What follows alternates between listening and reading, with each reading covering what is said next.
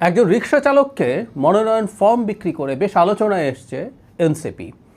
এটা শুধুমাত্র বিক্রি করা না, এনসিপি এটাকে ফোকাস দিতে চেয়েছিল। ফলে তিনি যখন মনোনয়নপত্র কেনেন তখন খুবই গুরুত্বপূর্ণ নেতারা সেখানে উপস্থিত ছিলেন।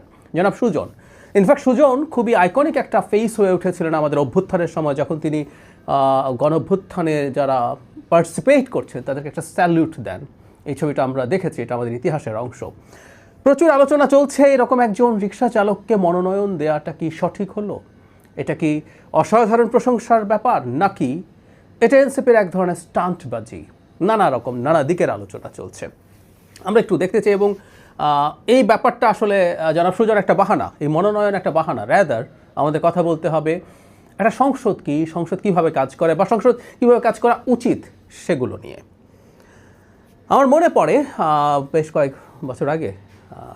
বছর আগে জনাব হিরো আলমকে নিয়ে খুবই ডিবেট হচ্ছিল। উনি ঢাকা 18-তে জনাব আরাফাতের বিরুদ্ধে কম্পিট করছিলেন উপনির্বাচনে। সেখানে তাকে অনেক হেনস্থা করা হয় এবং অনেকে তখন একই ধরনের প্রশ্ন তুলছিলেন যে জনাব হিরো আলম কি আদৌ এমপি হওয়ার যোগ্য কিনা। আমি তখন একটা কলাম লিখেছিলাম এটা নিয়ে প্রথম আলোতেই। ইনফ্যাক্ট ওখানে হিরো আলম একটা বাহানা ছিলেন, ওটা আসলে আরেকটু ভেতরের আলোচনা আমরা ওখানে করার চেষ্টা করেছিলাম। যাই হোক, আমরা আজকে জনাব সুজনকে নিয়ে আলোচনাটা করি। প্রাথমিকভাবে আমি এনসিপির এই মনোনয়নকে ধন্যবাদও দিতে চাই। বাংলাদেশে এই ধরনের একজন মানুষ সংসদ নির্বাচনের জন্য মনোনয়নপত্র কেনার সাহস রাখেন, তাকত রাখেন, তিনি নির্বাচন করতে চান এবং আমাদের যে ক্রাইটেরিয়া আছে সেই ক্রাইটেরিয়া যারা ফুলফিল করেন, যারা নির্বাচনে অযোগ্য নন বা যা যোগ্যতা প্রয়োজন সংসদ সদস্য নির্বাচনের জন্য, সব জনাব সুজনের যদি থেকে থাকে, আমি ধারণা করি এটা আছে, তাহলে তিনি নির্বাচন করতে পারেন এবং it should be free to all, কোনো সন্দেহ নেই।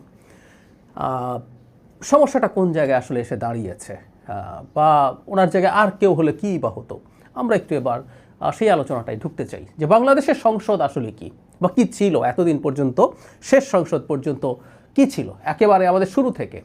আমি প্রায় একটা কথা বলি, বাংলাদেশে কোনোদিন আইন বিভাগ ছিল না, মানে সংসদ বলে কোনো কিছুর অস্তিত্ব আসলে কোনো দিনই ছিল না। মানে আমরা যখন সেপারেশন অফ পাওয়ারের আলাপ করি, যেখানে একটা স্টেটে 3টা অঙ্গ থাকে যার মাধ্যমে আমরা আলাদা করে ফেলার চেষ্টা করি পাওয়ারকে, একটা শাসন বিভাগ থাকে, একটা বিচার বিভাগ থাকে এবং আইন বিভাগ, মানে যেটা আইন প্রণয়ন করে।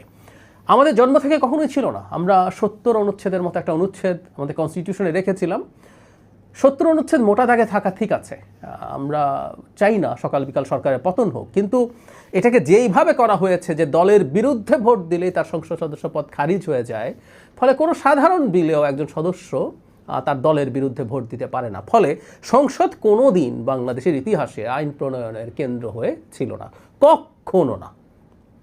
ফলে সেই সংসদে উইনেবল ক্যান্ডিডেট থাকাই যথেষ্ট। কারো পার্লামেন্টে গিয়ে আইন বুঝে আইন প্রণয়নে সাহায্য করার আসলে দরকার ছিল না। সরকার যে আইন আনবে সেই আইনটাই তার দলের লোকজনকে সমর্থন করতেই হবে। ফলে সংসদ আদতে একটা রাবার স্ট্যাম্পের বাইরে কিছু ছিল না। জনাব হিরো আলম সম্পর্কে আমি ঠিক ওই কথাটাই বলছিলাম যে তিনি যদি ধরে নেই যে কম বোঝেন, কেউ মনে করছেন, বা জনাব সুজন সম্পর্কেও এই অভিযোগটা এখন আসছে যে তিনি আইন প্রণয়ন কতটা বোঝেন, তিনি সংবিধান কতটা বোঝেন, ফলে তাকে কেন পার্লামেন্টে এনসিপি নিতে চায়। তাহলে 70 অনুচ্ছেদ যে ফর্মে ছিল সেই ফর্মে তো আমাদের পার্লামেন্টই ছিল না। সুতরাং যার যেভাবে যিনি জিততে পারেন, জনাব সুজন খুবই পরিচিত মানুষ এবং উনি একটা সোশিও ইকোনমিক শ্রেণীকে রিপ্রেজেন্ট করেন, সেরকম কেউ একজন একটা দল থেকে নির্বাচন করছেন, এর মধ্যে চমৎকার একটা সৌন্দর্য আছে। এবং তিনি যদি জিতে আসতে পারেন, সেই জায়গায় আমাদের সোকল্ড শিক্ষিত সচেতন কেউ জেতার মধ্যে কোনো ডিফারেন্স নেই।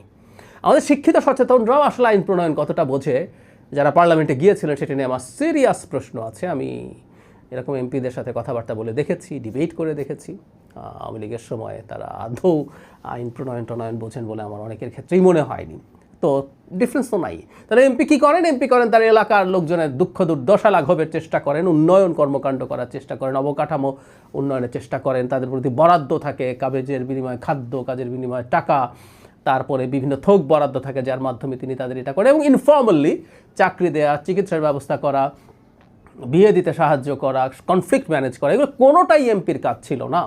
যদিও আমাদের আইনগতভাবেই আছে, আমাদের উপজেলা পরিষদের যে আইন, সেটায় আইনগতভাবেই আমাদের এক একজন এমপি যারা নির্বাচিত হন 300 আসনে, তারা এটার উপদেষ্টা ফর্মালি, ফলে তাদের একটা ফর্মাল ক্ষমতা দেওয়া আছে, যেগুলোর বিরুদ্ধে আমরা দীর্ঘ সময় কথা বলেছি, লেখালেখি করেছি। তো যাই হোক, যেটা বলছিলাম, ৭০ অনুচ্ছেদ যেভাবে ছিল সেভাবে থাকলে, যদি আমরা ধরে নেই যে জনাব সুজন আইন প্রণয়নের মতো যথেষ্ট জ্ঞান রাখেন না, তাহলে আসলে কেউ কোনো পার্থক্য মেক করে না, বরং উইনেবল ক্যান্ডিডেট সবাই দেন।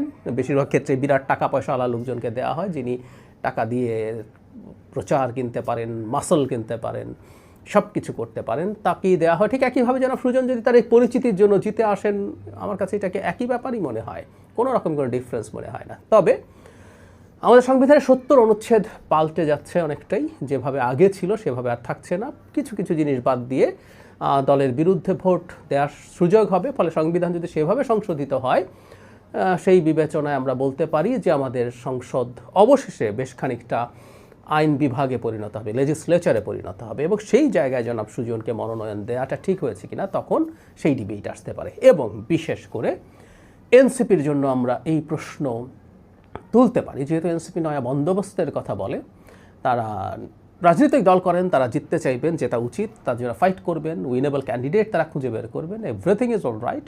কিন্তু একটা স্টেটকে যেভাবে দেখা, সেভাবে যদি দেখার প্রশ্ন আসে, তাহলে জনাব সুজন কে সিলেক্ট করা, এবং আমরা এখনও ফাইনাল নমিনেশন হয়নি, উনি মাত্র ফর্ম কিনেছেন, যদি সেখানে ফাইনালাইজ করেন এনসিপিকে, তাহলে আবার এটারও একটু জবাব জনগণের কাছে দিতে হবে। কারণ তারা নয়া বন্দোবস্তের কথা বলেন, তারা পুরনো যা যা ঘটেছিল, শুধু জিততে পারলেই এমপি হবে, সেটাকে সরিয়ে রেখে একটা এমপির যা কাজ এবং দায়িত্ব হওয়া উচিত, সেটা জনাব সুজন পারবেন কি না, সেগুলো তারা অ্যাসেস করেছেন কি না, সেগুলো করার মাধ্যমেই জনগণের সামনে এটা ক্লিয়ার করা দরকার আছে। আমি প্রায় একটা কথা বলি, এনসিপির প্রতি জনগণের যে প্রত্যাশা, আমারও যে প্রত্যাশা, এটা আমি তৈরি করিনি, এটা এনসিপি নিজে তৈরি করেছে।